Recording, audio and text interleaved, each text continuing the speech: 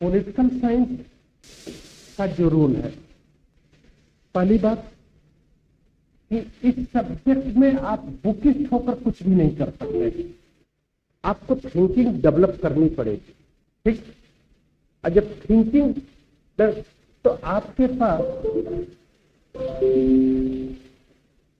Concept clarity होनी चाहिए। अब जैसे सपोज एक कंसेप्ट मैं आप तुमको बताता हूं। प्लेटो फिलासफर किंग की थियरी देता है। फिलासफर किंग में दार्शनिक राजा। ठीक, अब पूरा कंसेप्ट समझना है इसको, एक मैं व्यू दे रहा हूं, समझिएगा। दार्शनिक राजा की थियरी क्या थी क्या नहीं, और आज के परिवेश में इसका इंपॉर्टेंस क्या है। ठीक, प्लेटो के समक्ष या प्लेटो के सामने इंपॉर्टेंट प्रॉब्लम क्या है बताइए। नहीं, वो सब कुछ सही, अपनी जगह पर सही है। इंपॉर्टेंट प्रॉब्लम क्या है प्लेटो के सामने? सबसे मेन प्रॉब्लम क्या है प्लेटो के सामने? जो सबसे इंपॉर्टेंट प्रॉब्लम है वह है मोरल डिक्लाइन ऑफ मैन, व्यक्ति का नैतिक पतन। नैतिक पतन, क्लियर? सबसे इंपॉर्टेंट प्रॉब्लम। और नैतिक पतन का कारण था कार्य और गुण में विभेद, discrimination between merit and work. यानी कहने का मतलब यह था कि जिन्हें शासन करना चाहिए था वे शासन नहीं कर रहे, और जिन्हें शासन नहीं करना चाहिए वे शासन कर रहे थे। अब प्लेटो के समय एथेंस में डेमोक्रेसी थी, और डेमोक्रेसी की जो पोजीशन है, डेमोक्रेसी की जो स्थिति है, वह अज्ञानी, वह मूर्खों का शासन से क्रिटिसिज्म करता है कि democracy is the rule of unknown person. ठीक, अब इतना डायमेंशन आपके सामने निकल गए। अब इसको समझना है कि ऐसा क्यों होता है। तो एक कंसेप्ट आएगा सोफिस्ट का। सोफिस्ट कौन थे? सोफिस्ट थे टीचर, मॉडर्न टीचर। यानी अगर मैं उस समय रहता तो क्या होता? मुझे लोग क्या कहते? सोफिस्ट कहते। मुझे लोग क्या कहते? सोफिस्ट कह देते।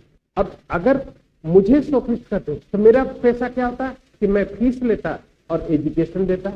मैं फीस लेता और एजुकेशन देता। फीस पेड करने की कैपेबिलिटी सभी लोगों के पास थी? नहीं थी। इसका मतलब कि जो पेमेंट करेगा वही एजुकेशन लेगा, जो पेमेंट करेगा वही क्या करेगा? एजुकेशन लेगा। पेमेंट करने की कैपेबिलिटी कुछ लोगों के पास थी। पेमेंट करने की कैपेबिलिटी क्या थी? कुछ लोगों के पास थी। तो एजुकेटेड लोग भी कुछ ही लोग होंगे।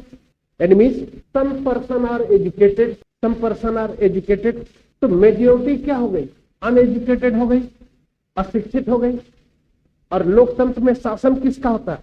बहुमत का। बहुमत कैसी है? अशिक्षित है। यहां पर क्या लिखा जाता है? अज्ञानी और मूर्खों। अब अज्ञानी किसे कहता है? अज्ञानी किसे कहता है? जो शासन का ऑब्जेक्ट, शासन का जो उद्देश्य है वह लोगों के हितों में पूर्ति करने के जगह पर अपने इंडिविजुअल हितों में पूर्ति करे।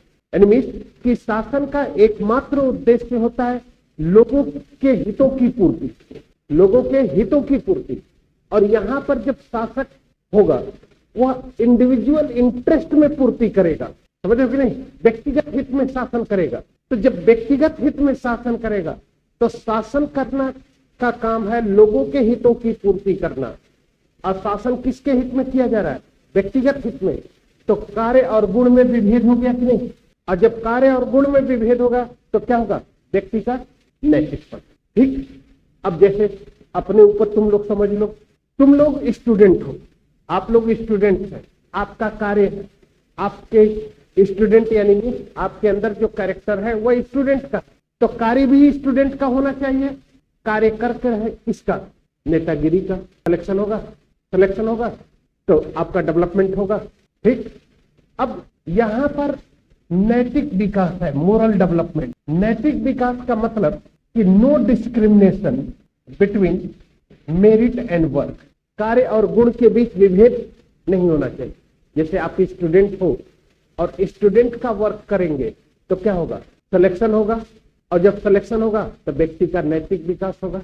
ये चीज है जस्टिस, ये चीज है यानी कि प्लेटो के सामने एक ऐसी समस्या थी जिसका मुख्य उद्देश्य था व्यक्ति का नैतिक विकास, और नैतिक विकास के लिए प्लेटो ने न्याय की स्थापना की। यानी अपनी पुस्तक रिपब्लिक का मूल ऑब्जेक्ट न्याय बेस्ड इस्टेब्लिशमेंट करना, न्याय बेस्ड यानी जस्टिस बेस्ड आइडियल स्टेट यानी आदर्श राज्य की स्थापना करना। अब दूसरा पहलू है, जस्टिस को अचीव करने के लिए एक निगेटिव मीन्स देता है और एक पॉजिटिव देता है। निगेटिव मीन्स है कम्युनिज्म थियरी यानी साम्यवादी सिद्धांत, और पॉजिटिव देता है एजुकेशन थियरी। ठीक, एजुकेशन थियरी के माध्यम से अब ये डिफाइन करता है कि व्यक्ति के अंदर किस कैरेक्टर की, किस स्पिरिचुअल कैरेक्टर की प्रमुखता है। ठीक, क्योंकि व्यक्ति की आत्मा में विवेक है, साहस है, कृष्णा है, 3 गुण है, और ये तीनों गुण कहता है कि ये तीनों गुण सब में होंगे, लेकिन किसी एक गुण की क्या होगी, प्रधानता होगी। और यदि व्यक्ति अपने प्रधान आत्मीय गुणों के अनुसार कार्य करे तो न्याय होगा कार्य और गुण के बीच में। अब यहां पर जो सबसे योग्य व्यक्ति होगा, यानी मीन्स फिलासफर सबसे योग्य व्यक्ति है। फिलासफर क्या है, दार्शनिक है, जो सबसे योग्य व्यक्ति है, जो इंडिविजुअल इंटरेस्ट में कुछ भी नहीं करना चाहता, वो जो कुछ भी करना चाहता है लोगों के हित में। अब योग्य व्यक्ति यानी मीन्स दार्शनिक राजा योग्य व्यक्तियों का समूह है, योग्य व्यक्तियों का समूह। ठीक, अब सुनना, आज लोकतंत्र है, लोकतंत्र में शासन क्या होता है, जनता का होता है? जनता शासन करती है? नहीं करती। आज जनता शासन करती है?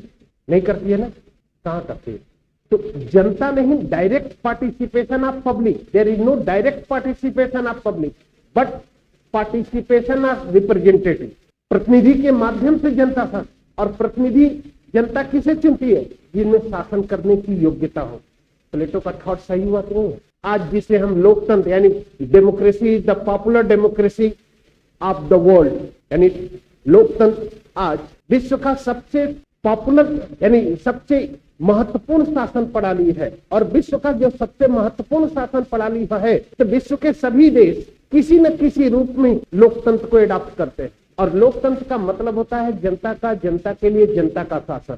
लेकिन प्रश्न ये उठता है कि क्या जनता शासन प्रक्रियाओं में प्रत्यक्ष रूप में भाग लेती है? नहीं लेती। जब शासन प्रक्रियाओं में प्रत्यक्ष रूप में भाग नहीं लेती है तो जनता अपने मताधिकार का प्रयोग करके उन व्यक्तियों को शासन करने का अधिकार देती है जिनमें शासन करने की क्या हो, योग्यता। और ये बात किसने कहा था? प्लेटो। यानी आज से 2500 वर्ष पहले जिस राजनीतिक सिद्धांत का प्रतिपादन प्लेटो करता है वह आज है। ठीक, दूसरी बात प्लेटो साम्यवाद के माध्यम से उन तथ्यों की खोज करता है जो व्यक्ति को उसके कर्तव्यों से विमुख कर दे। और तथ्य क्या है? संपत्ति और परिवार। और today property and family is the important causes of correction. तो आपको इस तरह से एनालाइज करना पड़ेगा। अब बताइए कहां से रटेंगे इसको? रट के हो सकता है? अब दार्शनिक राजा कुछ लोगों का समूह है, यानी means group of some person. Group of क्या है? Some person. ठीक, हाँ, वो एजुकेशन वाला सिस्टम हम बताते हैं, लेकिन हमको टॉपिक दूसरा मैकियावली पढ़ाना है। हम थोड़ा सा एक एग्जाम्पल दे रहे हैं तुमको। ठीक है, अब सम पर्सन सोसाइटी, ये सोसाइटी है। अब इस सोसाइटी में इतने लोग रूलिंग क्लास के लोग हैं और ये पब्लिक है, यानी मीन्स ये मेजोरिटी है और ये माइनॉरिटी है। ठीक, और इसको लेकर 1960 में यूएस में एक थियरी आती है, एलिट क्लास थियरी। नाम सुना है? प्लेटो, मोस्का, मिशेल, सी राइट मिल, बर्नहाइम, ये है ना। तो सी राइट मिल, मोस्का कहता है पावर एलिट, शासन जिसे हम लोकतंत्र का शासन कहते हैं वो वास्तव में लोकतंत्र का शासन नहीं बल्कि कुछ लोगों का शासन है। तो प्लेटो का थॉट इंपॉर्टेंस रखा है कि नहीं? इसलिए शासन हमेशा जो ऑब्जेक्ट है वो सब लोग नहीं। अब इस तरह से जब आपका कंसेप्ट की क्लियरिटी होगी और एक थियरी दूसरे थियरी के साथ कंपैरेटिव आंसर लिखेंगे तब जाके टीचर नंबर देगा।